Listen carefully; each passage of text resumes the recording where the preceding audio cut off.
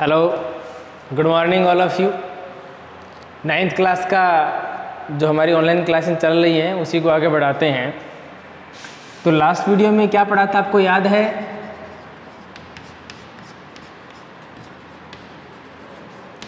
ये इसका पार्ट 4 हो गया। फर्स्ट सेकंड थर्ड पार्ट हुआ है वैसे।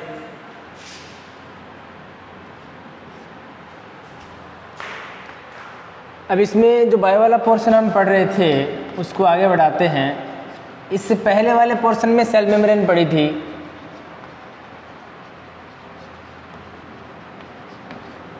यानी कोशिका झिल्ली हमने पढ़ी थी। क्या थी सेल मेम्ब्रेन? याद कीजिए, थोड़ा वापस रिवाइज कर देता हूँ। ये कोई एक सेल है, सेल का ये न्यूक्लियस है, तो ये सेल की क्या हो गई? यही तो सेल मेम्ब्रेन है। ये हमने पढ़ा है।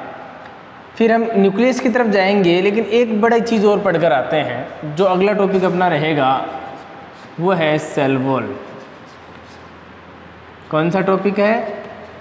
सेल वॉल, कोशिका भित्ति। हमें ये पढ़ना है। तो इसका तो कभी नाम ही नहीं आया था कि ये कौन से पोर्शन में रहेगी, ये कहाँ है। आपको क्या ध्यान करना है, एक सेल के केवल 3 भाग हैं। दोबारा से मैं रिपीट कर देता हूँ। एक तो बाहर वाला हो गया, उसकी सेल मेम्ब्रेन।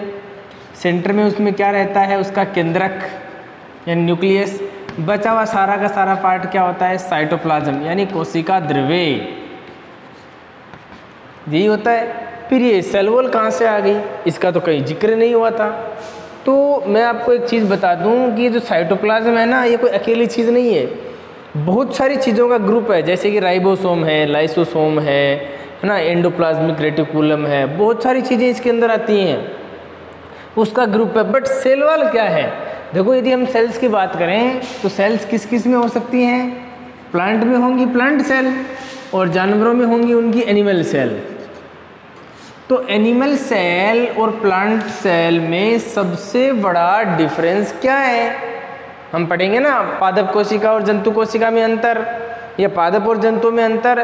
तो सबसे बड़ा अंतर यह आएगा कि पादप कोशिका में सेल वॉल पाई जाती है, जंतु कोशिका में सेल वॉल नहीं पाई जाती। ये सबसे बड़ा अंतर है। तो क्या याद रखेंगे? प्लांट सेल और एनिमल सेल में सबसे बड़ा अंतर क्या है? सेल वॉल का है, यानी कोशिका भित्ति की। तो जंतु कोशिका में कोशिका भित्ति नहीं होती, पादप कोशिका में कोशिका भित्ति होती है। तो हम इसी कोशिका भित्ति को अभी पढ़ने जा रहे हैं, फिर उसके बाद में अगला टॉपिक पढ़ते हैं। तो पहली बात तो जैसे कि सेल मेम्ब्रेन थी। बताइए किसकी बनी होती है cell membrane? Generally cell membrane किसकी बनी होती है? लिपिड्स की। प्लस क्या होते हैं लिपिड्स के साथ में मिले हुए? प्रोटीन। तो क्या कहोगे? लिपोप्रोटीन की बनी होती है, यानी कोशिका झिल्ली लिपोप्रोटीन की बनी होती है। The cell membrane is made up by the lipoprotein. ये सेल वॉल कोशिका भित्ति किसकी बनी होती है? ये सेलुलोज की बनी होती है। किसकी बनी होती है? सेल्यूलोज।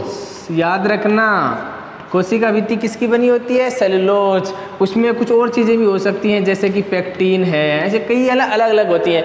बट मेन जो कंपोनेंट है इसके अंदर वो क्या रहेगा? सेल्यूलोज। तो कोशिका भित्ति किसकी बनी होती है? सेल्यूलोज की बनी होती है।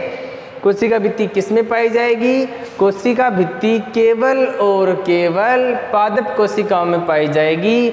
यानी जंतु और पादप कोशिका में सबसे बड़ा डिफरेंस यही है कि जंतु कोशिका में सेल वॉल नहीं पाई जाती। ठीक है। अब देखो ये सेल वॉल कहाँ हो गई? तो प्लांट, जैसे मैं आप सेल बना देता हूँ, जैसे कि ये एक सेल बना रखी है, ये इसका केंद्रक है। ठीक उसी प्रकार से ये सेल है, ये उसका केंद्रक है। 2 सेल हैं। सपोज दैट ये प्लांट सेल है, ये एनिमल सेल है। कोई अंतर नहीं है दोनों में, लेकिन यहाँ पर इसके चारों ओर एक लेयर और होगी सेल मेम्ब्रेन के बाहर। याद रखना, सेल वॉल कोशिका भित्ति हमेशा कोशिका झिल्ली के बाहर होती है। तो ये वाला जो पोर्शन है इसको क्या कहेंगे? ये सेल वॉल है। और इसके अंदर वाला क्या है? वो सेल मेम्ब्रेन है। यानी कोशिका झिल्ली अंदर होती है और कोशिका झिल्ली के बाहर क्या है?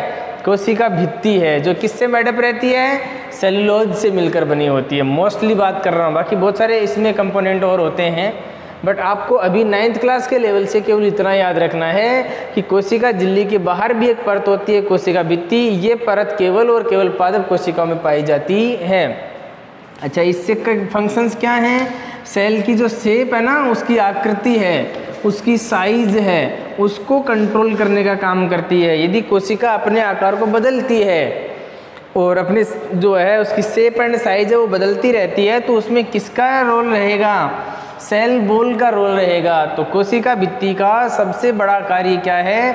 कोशिका के आकार को मेंटेन करना। यदि कोशिका का आकार बदल रहा है तो उसमें किसका मेन योगदान रहता है? कोशिका भित्ति का मेन योगदान रहता है। जिनमें कोशिका भित्ति नहीं होती, सेल वॉल नहीं होती, उनका आकार है वो असामान्य रूप से बदलता रहता है। ठीक है ना? तो कोशिका भित्ति है वो आकार को कंट्रोल करने का काम करती है।